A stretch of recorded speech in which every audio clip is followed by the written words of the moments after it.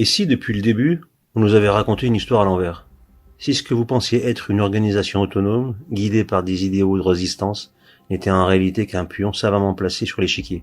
Regardez de plus près. Rapprochez-vous. Encore. Ok, stop. Vous êtes trop près. Reculez. Voilà.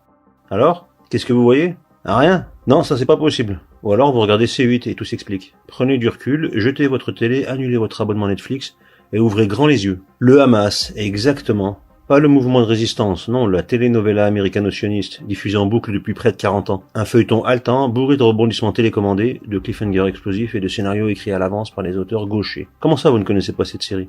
Incroyable. Vous dormez dans une grotte ou quoi? Allez, générique.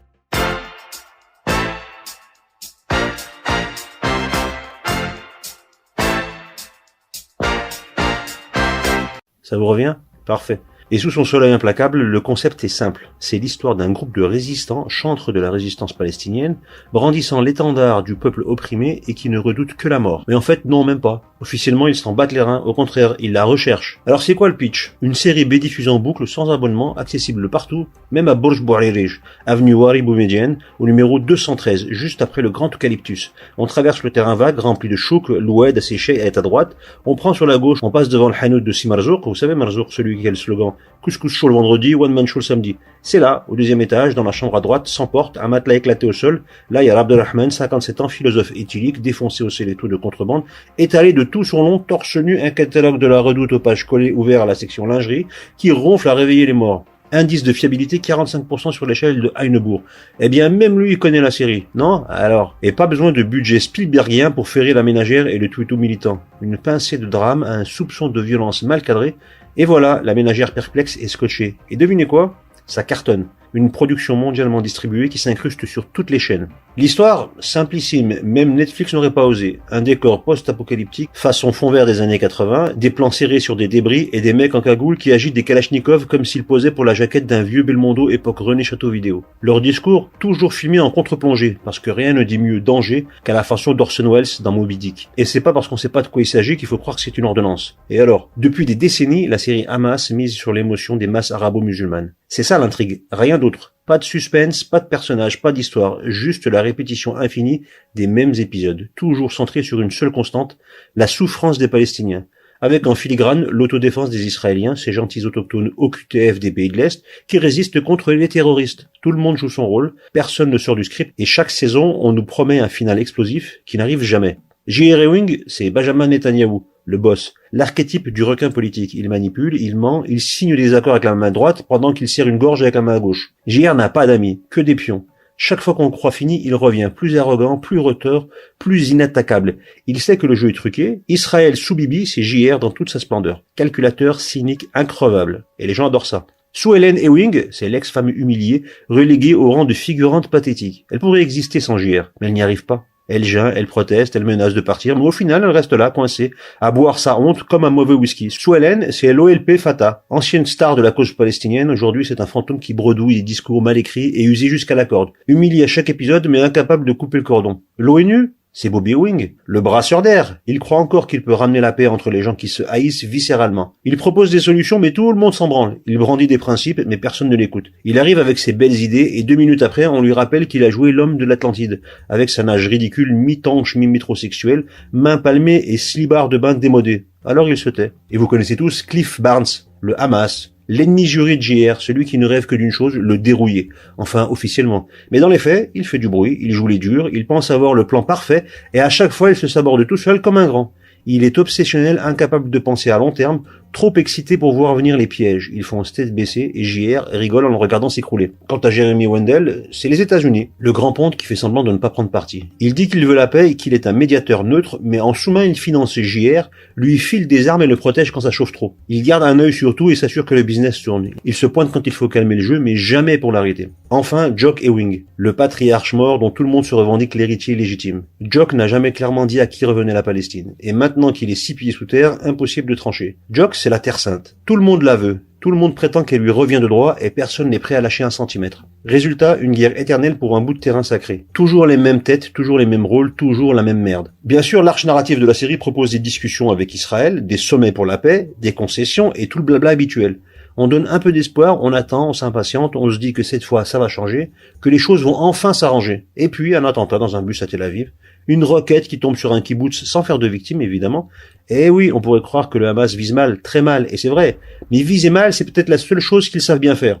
Cela dit, quand on voit avec quelle précision ils balancent des pierres, on pourrait se demander s'il n'y a pas un peu de foutage de gueule dans l'air derrière tout ça. Mais passons. Et là, la grande scène du deuxième acte démarre. Israël se défend. Ou vous défonce, selon les cas. Sans pitié, tout y passe et trépasse. Et ça fait 40 ans que ça dure. Comme les feux de l'amour. Donc les feux de la mort en réalité. Bon, on va creuser un peu plus, voir qui a pondu cette histoire foireuse qui cartonne depuis tout ce temps. Parce que derrière chaque blockbuster géopolitique, il y a un producteur, un scénariste, des figurants sous-payés évidemment, et bien sûr une audience avide de sensations fortes. Fin des années 80, Israël joue à l'apprenti sorcier et sort un monstre de son chapeau. Le Hamas. Officiellement c'est un rejeton des frères musulmans, une bande qui décide d'ajouter missiles et guérillas à son catalogue. Officieusement c'est un coup de génie cynique. Affaiblir l'OLP en lâchant dans la nature un rival islamiste plus incontrôlable, parfait prétexte pour justifier la répression. Parce que oui, pendant qu'Israël bastonne les nationalistes laïcs, il ferme les yeux sur la montée des barbus. Diviser pour mieux régner, c'est vieux comme le monde. On laisse la mèche s'allumer toute seule, et quand ça flamme, on vient jouer les pompiers. Résultat, un bordel sans nom où chaque Palestinien, sincère ou pas, se retrouve prisonnier d'un jeu où tout mouvement de résistance finit par devenir une marionnette. Et le scénario suit son cours. 1993, l'OLP mise sur la diplomatie avec les accords d'Oslo, pendant que le Hamas refuse toute normalisation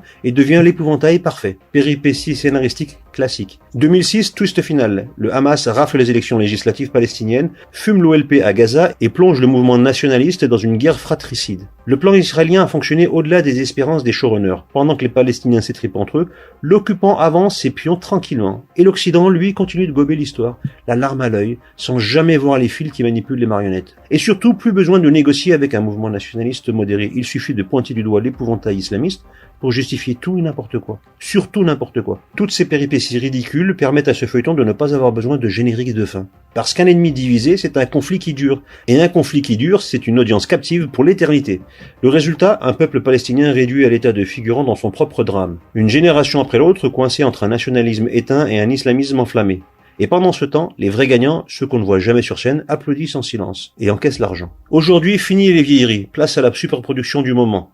Dallastin, un remake avec plus de budget, moins de finesse et un scénario qui tient sur une ligne. Israël se défend, le Hamas attaque, alors on rase tout. Pas d'intrigue, pas de nuance, juste un rouleau compresseur en mode destruction totale. Et comme tout bon spectacle, il faut des pauses publicitaires. C'est là qu'entrent en scène les trêves humanitaires. Respiration scénaristique pour maintenir l'audience en haleine. On suspend le massacre juste assez longtemps pour doser l'émotion, injecter un peu de dramaturgie, quelques doses de vaccin parce que c'est un peu devenu une obligation mondiale, puis on relance la machine avec encore plus de fracas. Dernier épisode de la grande saga, libération des otages, saison finale. Ça pue la série éclatée de Noël, mais sans le sapin, juste des caméras en embuscade pour capter le moment historique. Les otages sortent façon pub pour l'eau minérale. Regard embué, accolade calculée. Pleurer mais avec élégance, sourire mais sans trop en faire. Du teubé ascendant Beaubourse sous projecteur. Pendant ce temps, la machine médiatique tourne à plein régime. Zoom dramatique, ralenti façon biopic sur Arte, musique pour essorer les glandes lacrymales, les regards échangés dignes d'un film d'auteur qui se lustre le derche en compétition à Cannes. Pas de fausse pudeur, pas de hors-champ. Tout est exhibé, capté, pensé pour faire vibrer du neurone sous-alimenté. On force l'émotion, on éteint la réflexion. Si Franck Dubosc peut passer pour un acteur dramatique et Kev Adams pour un humoriste, c'est que l'arnaque est totale. La souffrance devient un produit premium, vendu en direct, pré-mâché, pré-digéré, prêt à l'emploi pour les moujons du monde entier. Les otages sortent hagards, juste ce qu'il faut, pas trop effondrés, pas trop détendus, pile poil dans la zone drame photogénique. Et là, l'abruti réfractaire derrière son écran verse une larme réglementaire. Pendant ce temps, les autres prisonniers, les véritables otages, ceux dont personne ne veut voir la gueule, restent là où ils sont, oubliés, effacés, dissous dans la grande lessiveuse médiatique. De simples silhouettes bénévoles qui apparaissent dans la série sans être créditées au générique. Faut pas que ça vienne gripper la belle mécanique, faut que ça file droit. Mais peu importe, demain, les Jean-Michel Boules du monde entier seront passés à autre chose. Un autre drame bien monté, une autre histoire pré-mâchée. Et comme toujours, le scénario suit une règle implacable. Une vie israélienne vaut 1000 anonymes palestiniens. 400 000 morts à Gaza? Hors champ, flou artistique, bruit de fond. Le vrai spectacle est ailleurs, il est dans les ralentis des retrouvailles, dans la musique poignante qui accompagne les accolades, dans les gros titres extatiques des chaînes d'infos occidentalo-sionistes. Pendant que les studios médiatiques déroulent le tapis rouge aux otages libérés, la poussière retombe sur les corps ensevelis dans les décombres. Pas de nom, pas de visage, juste un chiffre qu'on balance du bout des lèvres coincé en bas de page des rapports d'ONG. Le script est bouclé d'avance, les héros rentrent chez eux sous les acclamations, les autres crèvent dans l'ombre, sans droit au ralenti émouvant, ni la petite musique poignante. Ça fait une sacrée liste de péripéties, n'est-ce pas? Ça pourrait presque foutre en l'air la crédibilité de la série. Et pourtant, même pas. Dallas Teen, c'est une franchise sans fin, une usine à récits dramatiques qui tourne sans jamais rouiller. Et nous, spectateurs passifs, on se contentera de suivre, fascinés, jusqu'au prochain générique de fin. Et puis soudain, un vertige. Quelque chose ne tourne pas rond, ça sent l'entubage, ça sent le coup de Trafalgar sauce harissa qui pique. Alors on se met subitement à se poser des questions. Et si tout ça n'était qu'un jeu? Si ces otages et leur libération n'étaient pas ce que l'on veut bien nous dire? Imaginez un instant que les otages, qu'on nous décrit terrés dans l'humidité suffocante des caves de Gaza, ne soient pas là où on le croit. Pas dans quelques bunkers délabrés, mais ailleurs. Mieux gardés, mieux surveillés, peut-être même rafraîchis par une climatisation ronronnante, loin de la poussière et du vacarme. En plein cœur d'Israël. Et pourquoi pas, il y en a bien qui pensent qu'un pangolin a failli provoquer l'extinction de l'espèce humaine, ou que nos ancêtres sont des macaques à fesses rouges. Ou pire, que la France est une démocratie. Tout est possible donc. Mais alors, ils étaient surveillés par qui? En tout cas, pas par des combattants en guenilles armés de pétoirs fatigués, pas par des silhouettes hagardes perdues dans leur propre guerre, non, absolument pas. Mais plutôt sous la garde d'hommes en noir, méthodiquement grimés en bourreaux, la mise en scène réglée au millimètre. Le Mossad en régie, la tragédie en diffusion mondiale. Invraisemblable, n'est-ce pas? Pas tant que ça. Sous les masques et les cagoules des militants du Hamas se cachent, à n'en pas douter, des agents israéliens, ainsi qu'une belle tripotée de druzes infiltrés au cœur même de la résistance palestinienne. Rien de plus facile pour ces agents du diable que de manipuler de l'intérieur leur propre création et de la prendre en otage mentalement. Le Hamas lui-même, son univers impitoyable, est dans la foulée la masse mondiale. Après tout, Yitzhak Rabin n'a-t-il pas été assassiné sous les yeux du Shin Bet? Officiellement, un extrémiste juif, Yigal Amir, aurait appuyé sur la gâchette. Officieusement, une exécution interne, un coup monté de l'appareil sécuritaire israélien, l'auteur britannique Gordon Thomas, a soulevé le voile. Amir a tiré, oui, mais pas pour tuer. Rabin encore vivant a été évacué, mais pas vers l'hôpital. Petit détour, juste le temps d'une balle à bout portant. Bilan, une voiture qui met 20 minutes pour parcourir 500 mètres. Une blessure frontale jamais mentionnée, des médecins qui voient, qui comprennent, mais qui la ferment. Rabin était un traître pour l'aile dure du Shin Bet. Un caillou dans la chaussure des colons qui voyaient les accords d'Oslo comme une capitulation. Un obstacle de moins, un processus de paix enterré avec lui. Alors si ça ce n'est pas de la mise en scène de crevure intergalactique, Brichel peut bien donner des cours de danse, évidemment sans bufflage dans nos hôpitaux. Bienvenue donc dans Dallas Teen, la série où les rivalités fratricides s'écrivent à coups de bastos et de poignards dans le dos. Oubliez la question israélo-palestinienne, ici la vraie guerre c'est entre Palestiniens. Ils pensent jouer les premiers rôles alors que dans les faits, ils ne sont que de simples cachetonneurs payés par ceux qui les tuent.